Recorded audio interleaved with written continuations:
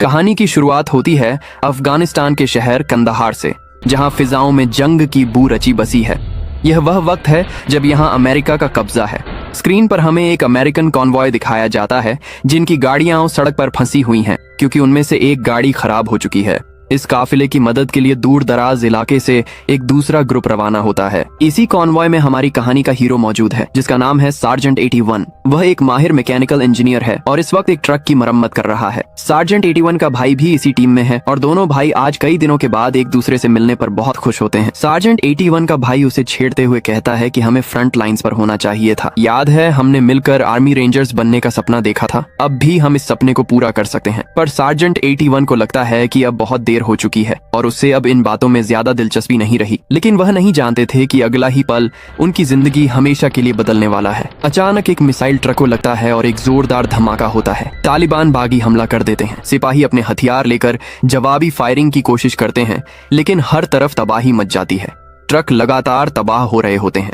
Sergeant 81 पनाह लेने के लिए भागता है, लेकिन एक जोरदार धमाका उसे बेहोश कर देता है। जब उसे होश आता है तो वह देखता है कि उसका पैर बुरी तरह से जख्मी है और उसमें धातु का एक टुकड़ा घुसा हुआ है। वह तकलीफ से उसे निकालता है और आसपास देखता है। उसे पता चलता है कि इस हमले में सार्जेंट 81 के अलावा सब के सब मारे जा चुके हैं। वह रेंगते हुए अपने भाई के पास जाता है जिसकी सांसें अब भी चल रही हैं। वह उसे अपने कंधे पर उठाता है और 10 मील पीछे बेस की तरफ भागता है। उसे हॉस्पिटल पहुंचाने की जनूनी कोशिश में वह अपनी जान पर खेल जाता है, लेकिन अफसोस कि वहां पहुंचने से पहले ही उसके भाई की वफात हो जाती है। इस बहादुरी पर सार्जेंट 81 को सिल्वर स्टार अवार्ड से नवाजा जाता है, लेकिन भाई को खोने का गम उसके दिल में घर कर जाता है। फिर हमें 2 साल बाद का सीन दिखाया जाता है। 2 साल बाद सार्जेंट 81 इस वाकये के बारे में दोबारा ख्वाब देखने के बाद एक बस में बेदार होता है। वह अपनी जख्मी टांग पर एक ब्रेस पहनता है और उसे एंटी डिप्रेसेंट्स दवाइयां लेनी पड़ती हैं। बस उसे कोलोराडो में रेंजर ट्रेनिंग बेस पर उतारती है,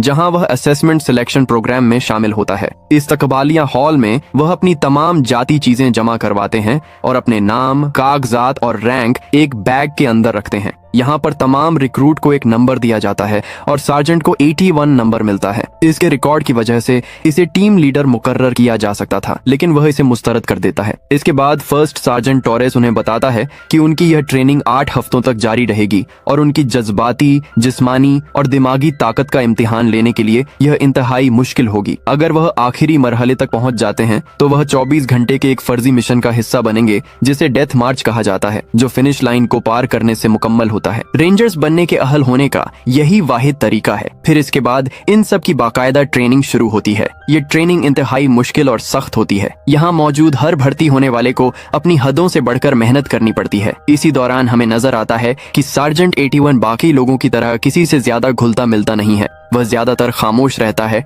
और खुद में मगन रहता है, लेकिन इसके बावजूद वह अपनी ट्रेनिंग पूरी लगन के साथ जारी रखता है। वक्त गुजरने के साथ एक और मसला भी सामने आता है। अब उसे नींद बहुत कम आने लगती है, जैसे उसके जहन में कोई ऐसी चीज हो जो उसे आराम से सोने नहीं देती। इसके सीनियर ऑफिसर्स चाहते हैं कि वह आगे बढ़कर टीम लीडर बन जाए, क्योंकि उनके ख्याल में इसमें एक बेहतरीन लीडर बनने की सलाहियत मौजूद है। मगर सार्जेंट 81 को इस जिम्मेदारी में कोई खास दिलचस्पी नहीं होती, इसीलिए वह इस मामले में हमेशा खामोशी अख्तियार करता है। इसी दौरान एक दिन पूल के अंदर उनकी एक खास एक्सरसाइज करवाई जाती है। इस एक्सरसाइज में हर सिपाही को डंबल्स पकड़कर पानी के अंदर चलना होता है। इस टास्क का उसूल यह होता है कि जो सबसे ज्यादा देर तक पानी के नीचे रहकर अपना तवाजुन बरकरार रखेगा वही इस टास्क को कंप्लीट करेगा। जब सार्जेंट 81 पानी के नीचे चल रहा होता है तो अचानक उसके जहन में माजी की एक तस्वीर उभरने लगती है। उसे वह पल याद आता है जब वह एक पुल के ऊपर अपने भाई को कंधे पर उठाए हुए आगे बढ़ रहा था। इस वक्त उसका अपना पैर जख्मी था, लेकिन इसके बावजूद वह अपने भाई को बचाने की कोशिश कर रहा था।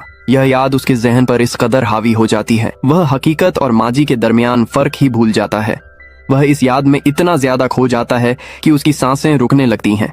चंद ही पलों बाद उसका जिस्म बेजान हो जाता है और वह पानी के अंदर ही बेहोश हो जाता है। ये मंजर देखकर दूसरे सिपाही फौरन हरकत में आते हैं। वह उसे पानी से बाहर निकालते हैं और हर मुमकिन कोशिश करके उसे दोबारा होश में लाते हैं। कुछ देर बाद जब उसकी सांसें बहाल हो जाती हैं तो वह आहिस्ता आहिस्ता होश में आ जाता है। इस वाक्य के फौरन बाद इसके सीनियर्स इसे अपने पास बुलाते हैं। जब सार्जेंट 81 वहां पहुंचता है तो इसे कहा जाता है कि वह ऑफिस के बाहर इंतजार करे। इंतजार के दौरान वह करीब लगे टीवी पर न्यूज देखने लगता है। न्यूज में बताया जा रहा होता है कि आसमान में एक बड़ा एस्टेरॉयड जाहिर हुआ है। ये एस्टेरॉयड तेजी से जमीन की तरफ बढ़ रहा है, मगर इसमें एक अजीब बात भी देखी जा रही है। ये एस्टेरॉयड खुद ही टूटने लगा है और इसके अंदर अजीब किस्म के चेंजेस हो रहे हैं। साइंसदान इस गैर मामूली सूरत हाल को समझने की कोशिश कर रहे हैं, मगर फिलहाल उन्हें इसकी कोई वाज़ेह वजह समझ नहीं आ रही। कुछ देर बाद सार्जेंट 81 को ऑफिस के अंदर बुलाया जाता है। अंदर इसका मेजर और कमांडर मौजूद होते हैं। वह इसके सामने बैठकर संजीदा लहजे में कहते हैं कि तुम्हें अब यह ट्रेनिंग छोड़ देनी चाहिए, क्योंकि तुम PTSD यानी पोस्ट ट्रॉमेटिक स्ट्रेस डिसऑर्डर का शिकार हो। वह उसे समझाते हैं कि जब किसी इंसान की जिंदगी में कोई बहुत बड़ा हादसा या सदमा पेश आता है तो अक्सर उसका दिमाग इसी तरह की स्टेट में चला जाता है। यही वजह है कि मेजर और कमांडर इसे मशवरा देते हैं कि इसे खुद को ठीक करने के लिए काउंसलिंग के मुख्तलिफ प्रोग्राम्स को अटेंड करना चाहिए, लेकिन इसके लिए एक शर्त है। इसे रेंजर्स के इस प्रोग्राम को छोड़कर अपने घर वापस जाना होगा ताकि वह मुकम्मल तौर पर सेहतयाब हो सके। ये बात सुनकर सार्जेंट 18 फौरन इनकार कर देता है। वह मजबूत लहजे में कहता है कि वह किसी भी कीमत पर इसे नहीं छोड़ना चाहता। यह सुनकर मेजर इसकी तरफ देखते हुए कहते हैं कि मैंने अपनी पूरी जिंदगी में तुम जैसा कैंडिडेट कभी नहीं देखा। तुम वाकई गैर मामूली हो, लेकिन तुम एक इंजीनियर भी हो और तुम अच्छी तरह जानते हो कि हर मशीन की एक हद होती है। वह मजीद कहते हैं कि तुम्हारी हद अब खत्म हो चुकी है, इसीलिए बेहतर यही है कि तुम इन पेपर्स पर साइन करो और वापस अपने घर चले जाओ। यह सुनकर सार्जेंट 81 खामोशी से खड़ा हो जाता है। फिर वह मुख्तसर सा जवाब देता है कि मुझे परेड की तैयारी करनी है। यह कहकर वह बगैर मजीद कुछ कहे वहां से बाहर चला जाता है। इसका यह रवैया देखकर मेजर और कमांडर दोनों शदीद गुस्से में आ जाते हैं, क्योंकि उन्होंने कभी किसी सिपाही को इस तरह उनकी बात टालते नहीं देखा था। अगले दिन हमें दिखाया जाता है कि बहुत सारे रेंजर्स को निकाल दिया गया है। वह अपने दिए गए टास्क को पूरा नहीं कर सके थे, मगर हैरत की बात यह होती है कि सार्जेंट 81 अब भी इस प्रोग्राम में शामिल होता है। फिर कमांडर सबको जमा करके ऐलान करते हैं कि अब उनका आखिरी इम्तिहान यानी फाइनल टास्क शुरू होने वाला है। वह कहते हैं कि अगर तुमने इस टास्क को कामयाबी से पूरा कर लिया तो तुम सब बाजाब्ता तौर पर एक रेंजर बन जाओगे। ये सुनकर सबके चेहरों पर खुशी फैल जाती है, क्योंकि यही वह पल था जिसके लिए वह इतनी सख्त ट्रेनिंग बर्दाश्त कर रहे थे। इसके बाद उन्हें एक मखसूस जगह पर बुलाया जाता है, जहां कमांडर उन्हें एक अहम मिशन के बारे में बताते हैं। वह कहते हैं कि घने जंगल के बीचों बीच दुश्मनों ने हमारे एक एयरक्राफ्ट को मार गिराया है। तुम सबको इसी जंगल के अंदर उतारा जाएगा। तुम्हारा पहला काम यह होगा कि तुम उस एयरक्राफ्ट तक पहुंचो और उसे डिस्ट्रॉय कर दो ताकि वह दुश्मन के हाथ न लग सके। लेकिन यही सब कुछ नहीं है। कमांडर मजीद बताते हैं कि करीबी गांव में हमारे पायलट को कैद करके रखा गया है। तुम्हें उस गांव तक पहुंचकर इस पायलट को आजाद करवाना होगा और इसे महफूज तरीके से वापस बेस तक लेकर आना होगा। आखिर में वह ऐलान करते हैं कि इस पूरे मिशन की कयादत सार्जेंट 81 करेगा और अब यही इस टीम का लीडर होगा। और अब इन सबको हेलीकॉप्टर से जंगल के बिल्कुल बीचों बीच उतार दिया जाता है। जैसे ही वह जमीन पर कदम रखते हैं, फौरन अपने मिशन की तरफ बढ़ना शुरू कर देते हैं। पूरा दिन वह घने पेड़ों और झाड़ियों के दरमियान मुसलसल चलते रहते हैं। थकन के बावजूद कोई भी रुकने की हिम्मत नहीं करता, क्योंकि उन्हें मालूम होता है कि हर पल कीमती है। रात होने पर आखिरकार वह एक जगह रुककर थोड़ा सा आराम करने लगते हैं। अभी वह सांस ही ले रहे होते हैं कि अचानक उनके बिल्कुल करीब एक बहुत बड़ा ब्लास्ट होता है। जमीन जोर से हिल जाती है और सब घबराकर फौरन आसमान की तरफ देखते हैं। जब वह आसमान को देखते हैं तो हैरान रह जाते हैं। ऊपर से आग की तरह जलते हुए अंगारे तेजी से जमीन की तरफ आ रहे होते हैं। दरअसल जो चीज उनके पास गिरी थी वह आसमान में उड़ता हुआ वही एस्टेरॉयड था जो अब टुकड़ों में टूटकर जमीन पर गिर रहा था। लेकिन टीम के ज्यादातर अफराद को हकीकत का अंदाजा नहीं होता। उन्हें लगता है कि शायद उनके कमांडर को मालूम हो गया था। उन्हें लगता है कि शायद उन्हें डराने के लिए यहाँ ब्लास्ट करवाया गया है। ये सोचकर वह फौरन वहां से उठते हैं और रात ही के अंधेरे में अपने मिशन पर दोबारा आगे बढ़ने लगते हैं। मुसलसल सफर करते हुए अगली सुबह तक वह उस नदी के करीब पहुंच जाते हैं जहां वह एयरक्राफ्ट मौजूद होता है जिसे उन्हें ब्लास्ट करना होता है। इसी दौरान उन्हें एक और मसला भी दरपेश होता है। उनका रेडियो रात से ही काम करना बंद कर चुका होता है, जिसकी वजह से वह अपने बेस से राब्ता नहीं कर पा रहे होते। ये सूरत हाल देखकर सार्जेंट 81 अपनी पूरी टीम को इकट्ठा करता है और कहता है कि हमें जल्द से जल्द इस एयरक्राफ्ट को ब्लास्ट करना होगा ताकि हमारा मिशन मुकम्मल हो सके। इसी पल इसकी नजर जंगल के अंदर किसी चमकती हुई चीज पर पड़ती है। वह गौर से देखता है तो महसूस करता है कि पेड़ों के दरमियान कुछ अजीब सा चमक रहा है। इसलिए वह अपनी पूरी टीम से कहता है कि तुम लोग एयरक्राफ्ट के पास जाकर इसे ब्लास्ट करो, मैं इस चमकती हुई चीज को देख कर आता हूँ। अब इसकी टीम एहतियात से आगे बढ़ती है और इस एयरक्राफ्ट तक पहुंच जाती है। वह इसके करीब जाकर इस पर बॉम्ब को फिट कर देते हैं ताकि इसे तबाह किया जा सके। उधर हमें सार्जेंट 81 दिखाया जाता है जो आहिस्ता आहिस्ता इस चमकती हुई चीज के करीब पहुंचता है। जब वह वहां पहुंचता है तो इसे मालूम होता है कि असल में वही एयरक्राफ्ट इसके सामने मौजूद है जिसे ब्लास्ट करने के लिए उन्हें यहाँ भेजा गया था। इसी पल इसे एक जोरदार ब्लास्ट की आवाज सुनाई देती है, क्योंकि इसके साथ ही इसकी टीम इस एयरक्राफ्ट को ब्लास्ट कर चुकी होती है। लेकिन हैरत अंगेज बात यह होती है कि वह देखते हैं कि इस एयरक्राफ्ट का बाल भी बिका नहीं हुआ। असल में यह कोई आम विमान नहीं बल्कि एक निहायत खतरनाक वॉर मशीन होती है। इसी दौरान सार्जेंट 81 भी वहां पहुंच जाता है, मगर इस वक्त तक देर हो चुकी होती है। वह देखता है कि वह वॉर मशीन और वह फ्लाइंग ऑब्जेक्ट इसके कई साथियों को एक एक करके मार चुका है। किसी न किसी तरह सार्जेंट 81 और चंद सोल्जर्स जिंदा बच जाते हैं। अब सार्जेंट 81 ऊपर की तरफ जाता है ताकि वह रेडियो को हासिल कर सके और बेस से राब्ता कायम कर सके। लेकिन जब वह वहां पहुंचता है तो देखता है कि इस वॉर मशीन ने रेडियो को मुकम्मल तौर पर डिस्ट्रॉय कर दिया है। इसी वक्त इसकी नजर एक ऐसे सोल्जर पर पड़ती है जो अभी तक जिंदा होता है। वह जख्मी हालत में जमीन पर घिसटते हुए अपनी जान बचाने की कोशिश कर रहा होता है, लेकिन अचानक इसके सामने वह वॉर मशीन आ जाती है। अब वह हवा में नहीं बल्कि अपने पैरों पर चल रही होती है। असल में वह एक तरह का रोबोट होता है। वह इस जख्मी सोल्जर को स्कैन करता है और चंद ही पलों बाद इसे मार देता है। यह मंजर देखकर सार्जेंट 81 फौरन अपने बाकी साथियों के पास वापस आता है और उन्हें बताता है कि वह फ्लाइंग मशीन अब अपने पैरों पर चलने लगी है। वह उन्हें खबरदार करता है कि वह एक वॉर मशीन है जो इंसानों को ढूंढकर उन्हें खत्म कर रही है। वह फौरन कहता है कि हमें जल्द से जल्द इस चट्टान से नीचे उतरना होगा। अपने हथियारों को फेंको और रस्सियों को नीचे लटकाओ। दरअसल उनके पास जो हथियार होते हैं उनमें एक खास किस्म का अडेप्टर लगा होता है, जिसकी वजह से वह फायर नहीं कर सकते, क्योंकि उनका असल मिशन एक प्लांटेड मिशन था। यानी यह कोई हकीकी जंगी मिशन नहीं था बल्कि सिर्फ एक तरह का टास्क था। इसीलिए अब वह अपनी गन्स को फेंक देते हैं और रस्सियों की मदद से चट्टान से नीचे उतरना शुरू कर देते हैं। ऊपर एक सोल्जर होता है जो रस्सी को मजबूती से पकड़े खड़ा होता है। उधर नीचे सार्जेंट 81 को दिखाया जाता है, जिसका कंपास अचानक खुद ही तेजी से घूमना शुरू कर देता है। वह फौरन समझ जाता है कि वह वॉर मशीन उनके आसपास ही मौजूद है, लेकिन इससे पहले कि उनका आखिरी सोल्जर नीचे आ पाता वह वॉर मशीन इसे स्कैन करके मार देती है। इसी पल स्टाफ नंबर 7 जो उनकी मदद के लिए वहां आया था ऊपर से नीचे गिर जाता है। इसका पैर बुरी तरह जख्मी हो जाता है। अब वह वॉर मशीन चट्टान के ऊपर खड़ी होती है और इन सबको स्कैन करना शुरू कर देती है, लेकिन ये सब चट्टान के नीचे छुपे होते हैं,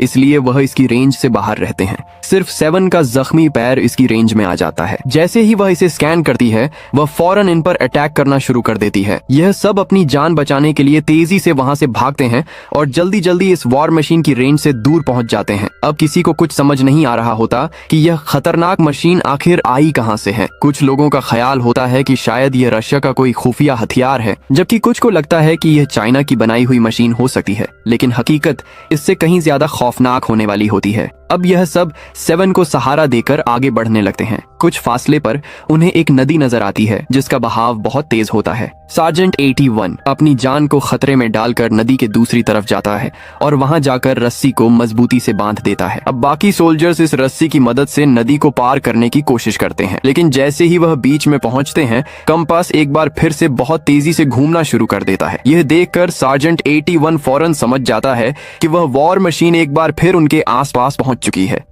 चंद ही पलों बाद वह वॉर मशीन उनके ऊपर हमला कर देती है। हमले के दौरान रस्सी अचानक टूट जाती है और सब के सब सोल्जर्स तेज बहाव वाले पानी में गिर जाते हैं। अब वह सब पानी के बहाव के साथ बहते हुए आगे बढ़ने लगते हैं। वह वॉर मशीन भी उन्हें खत्म करने के लिए पानी के अंदर उतर आती है, लेकिन अपनी जान बचाने के लिए ये सब भी पानी के अंदर डूब जाते हैं और बहते हुए इस वॉर मशीन से काफी दूर निकल जाते हैं। दरअसल अब सार्जेंट 81 और इसके बाकी साथी जल्द से जल्द कैंप तक पहुंचना चाहते होते हैं। नदी के तेज बहाव की वजह से वह अब कैंप के काफी करीब पहुंच चुके होते हैं। वह जख्मी 7 को सहारा देते हुए तेजी से आगे बढ़ते हैं और कुछ ही देर में कैंप तक पहुंच जाते हैं, लेकिन वहां पहुंचकर वह एक खौफनाक मंजर देखते हैं। वहां अब कैंप नहीं बल्कि सिर्फ राख का ढेर रह गया होता है। हर तरफ तबाही फैली होती है। इसका मतलब साफ होता है कि वह वॉर मशीन यहाँ पहले ही पहुंच चुकी थी। उसने यहाँ मौजूद सब लोगों को मार दिया और पूरी जगह को तबाह कर दिया। यह देखकर सार्जेंट 81 खामोशी से पूरे इलाके को गौर से देखने लगता है।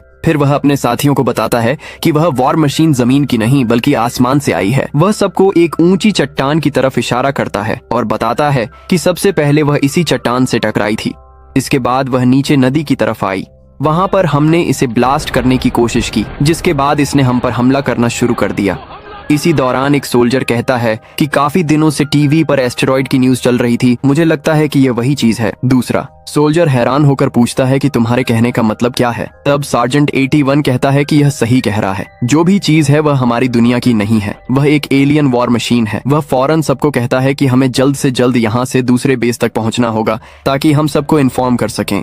इसी जगह पर उन्हें एक APC ट्रक नजर आता है। इसके अंदर बैठकर वह महफूज तरीके से यहाँ से निकल सकते हैं क्योंकि इस गाड़ी पर गोलियों और बॉम्ब का ज्यादा असर नहीं होता।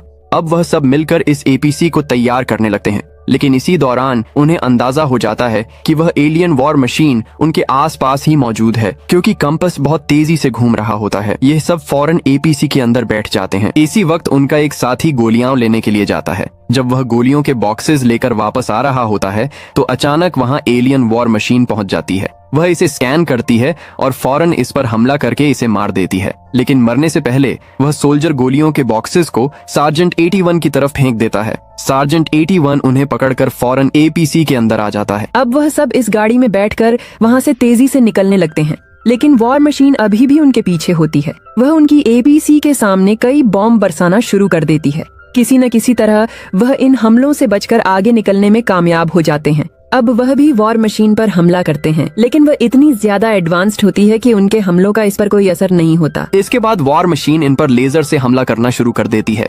इसी दौरान सार्जेंट 81 देखता है कि आगे एक बड़ी चट्टान मौजूद है। वह चट्टान पर हमला करता है जिससे ऊपर के पत्थर नीचे गिरने लगते हैं और वॉर मशीन का रास्ता बंद हो जाता है। वह अपने साथी से कहता है कि APC को रोको, लेकिन तब तक इसके साथी की मौत हो चुकी होती है। इसकी वजह से APC बेकाबू होकर एक्सीडेंट का शिकार हो जाती है। जब सार्जेंट 81 बाहर निकलकर देखता है तो इसे अंदाजा होता है कि इसके तकरीबन तमाम साथी मारे जा चुके हैं। इसी वक्त दूर इसे वह एलियन वॉर मशीन नजर आती है जो अपने साथियों से किसी दूसरी दुनिया में कांटेक्ट कर रही होती है। फिर सार्जेंट 81 की नजर अपने साथी नंबर 7 पर पड़ती है। वह पहले से जख्मी था मगर अभी तक जिंदा होता है। इसे जिंदा देखकर सार्जेंट 81 को बहुत खुशी होती है। वह इसे सहारा देता है और दोनों वहां से आगे बढ़ जाते हैं। रात होने पर वह दोनों एक जगह रुककर आराम करते हैं। तब नंबर 7 सार्जेंट 81 से कहता है कि आर्मी में मैं तुम्हारे भाई के साथ था। वह हमेशा एक रेंजर बनना चाहता था। इसके हाथ पर भी बिल्कुल वैसा ही टैटू था, लेकिन एक दिन मुझे पता चला कि वह इस दुनिया में नहीं रहा। ये सुनकर सार्जेंट 81 कहता है कि मेरे भाई का सिर्फ एक ही ख्वाब था कि हम दोनों रेंजर्स बने, इसीलिए मैं यहाँ इसके ख्वाब को पूरा करने के लिए आया हूँ। मैं किसी भी कीमत पर इस प्रोग्राम को मुकम्मल करना चाहता हूँ क्योंकि यह मेरे भाई का ख्वाब था। इस ख्वाब को पूरा करने के बाद ही शायद मुझे सुकून की नींद आएगी। यह सुनकर नंबर 7 कहता है कि तुम वाकई एक सच्चे रेंजर हो। इसी पल सार्जेंट 81 दूर देखता है कि वह वॉर मशीन जो उनसे काफी दूर है, इसके अंदर से धुआं निकल रहा है। इसका मतलब होता है कि इस मशीन के अंदर एक वेंटिलेशन सिस्टम मौजूद है। तब सार्जेंट 81 फौरन नंबर 7 से कहता है कि मेरे पास एक प्लान है, तुम यहाँ मेरा इंतजार करो। इसके बाद वह एक साइट पर पहुंचता है जो चट्टानों को ब्लास्ट करने के लिए इस्तेमाल होती है। वहाँ बहुत सी मशीन्स मौजूद होती हैं जैसे JCB और बुलडोजर्स। साथ ही वहाँ ब्लास्ट करने का सामान भी मौजूद होता है। अब सार्जेंट 81 एक फ्लेयर गन से हवा में फायर करता है। ये देखकर एलियन वॉर मशीन को फौरन मालूम हो जाता है कि यह फायर कहाँ से हुआ है। वह तेजी से इस जगह की तरफ बढ़ने लगती है, लेकिन सार्जेंट 81 पहले ही वहाँ माइंस बिछा चुका होता है। जैसे ही एलियन वॉर मशीन इस जगह पहुंचती है, इसके आसपास एक जबरदस्त धमाका होता है। इसी वक्त सार्जेंट 81 एक JCB लेकर वहां पहुंच जाता है और वॉर मशीन को धकेलते हुए इस जगह ले जाता है जहां चट्टानों को क्रश करने वाली मशीन मौजूद होती है। इस मशीन के ऊपर एक पैनल होता है। चूंकि वॉर मशीन बहुत ज्यादा गर्म हो चुकी होती है, इसलिए इसे अपनी अंदरूनी हीट को बाहर निकालने के लिए अपना वेंटिलेशन सिस्टम खोलना पड़ता है। सार्जेंट 81 को इसी पल का इंतजार होता है। वह फौरन बटन को ऑन कर देता है। इसके साथ ही क्रशर के ऊपर मौजूद छोटे छोटे पत्थर नीचे गिरना शुरू हो जाते हैं। चूंकि वेंटिलेशन खुला होता है, इसलिए वह तमाम पत्थर सीधे वॉर मशीन के अंदर जाने लगते हैं। इसी वक्त सार्जेंट 81 इसे मुसलसल पीछे की तरफ धकेल रहा होता है क्योंकि वॉर मशीन इस जगह से निकलने की कोशिश कर रही होती है। इसी दौरान वॉर मशीन एक क्रेन पर हमला करती है और इसे सार्जेंट 81 की तरफ गिरा देती है, लेकिन ऐन वक्त पर वह निकल जाता है। अब तक बेशुमार पत्थर वॉर मशीन के अंदर जा चुके होते हैं, जिसकी वजह से वह बुरी तरह ओवरहीट हो जाती है। चंद ही पलों बाद वह सार्जेंट 81 के सामने ही एक जबरदस्त ब्लास्ट के साथ तबाह हो जाती है। जैसे ही वह तबाह होती है, इसके अंदर मौजूद तमाम बॉम्ब्स बाहर गिरने लगते हैं। यह देखकर सार्जेंट 81 फौरन समझ जाता है कि अब एक और बहुत बड़ा ब्लास्ट होने वाला है, इसलिए वह फौरन वहां से दूर भाग जाता है और इस तरह इसकी जान बच जाती है। इसके बाद वह वापस आकर नंबर 7 को अपने कंधे पर उठाता है और कैंप की तरफ रवाना हो जाता है। पहले वह इसी तरह अपने भाई को बचाना चाहता था, मगर वह इसे बचा नहीं पाया था। इसी का गिल्ट अब तक इसके दिल में मौजूद था, लेकिन शायद नंबर 7 को बचाकर वह अपने इस गिल्ट को खत्म कर सके। जब वह वापस कैंप पहुंचता है तो वहां इसके मेजर और कमांडर इसे जिंदा देखकर हैरान रह जाते हैं। वह फौरन पूछते हैं कि क्या कोई और भी जिंदा बचा है। सार्जेंट 81 जवाब देता है कि हम दोनों के अलावा कोई नहीं बचा। इसके बाद मेजर इसे बताते हैं कि स्पेस में जो एस्टेरॉयड था, दरअसल वह एलियंस की आर्मी थी। हमारे साइंसदानों ने इस पर हमला करके इसे ब्लास्ट किया था, लेकिन इसका कोई फायदा नहीं हुआ। इसके टुकड़े दुनिया के मुख्तलिफ हिस्सों में गिरे और अब उन्होंने पूरी दुनिया पर हमला कर दिया है। दुनिया की बड़ी बड़ी आर्मीज इन्हें डिस्ट्रॉय करने की कोशिश कर रही हैं, लेकिन उनके जदीद हथियार इनके सामने काम नहीं कर रहे। फिर मेजर हैरान होकर पूछते हैं कि तुमने बगैर हथियारों के इस खतरनाक वॉर मशीन को कैसे खत्म कर दिया। तब सार्जेंट 81 कहता है कि आपने ही कहा था कि हर मशीन की एक लिमिट होती है, इसी तरह इस मशीन की भी एक लिमिट है। जब ये बहुत ज्यादा गर्म हो जाती है तो इसका वेंटिलेशन खुल जाता है। अगर इस वेंटिलेशन के जरिए इसके अंदर कुछ भर दिया जाए और इसे जाम कर दिया जाए तो वह ओवरहीट होकर ब्लास्ट हो जाती है। इसके बाद यह अहम इंफॉर्मेशन पूरी दुनिया में फैला दी जाती है और फिर सार्जेंट 81 को बाजाब्ता तौर पर रेंजर बना दिया जाता है, जो इसके भाई का ख्वाब था। यानी अब वह रेंजर 81 बन चुका होता है। इसे एक स्क्वाड का लीडर बनाया जाता है, जिसमें बहुत ही खतरनाक रेंजर्स शामिल होते हैं और अब ये सब मिलकर इन खतरनाक वॉर मशीन्स को खत्म करने के लिए नए मिशन पर रवाना हो जाते हैं। और इस खूबसूरत नोट के साथ यह मूवी यहीं पर खत्म हो जाती है। उम्मीद करते हैं कि आपको ये वीडियो पसंद आई होगी। अगर वीडियो अच्छी लगी हो तो वीडियो को लाइक और चैनल को सब्सक्राइब करें। मिलते हैं अगली वीडियो में।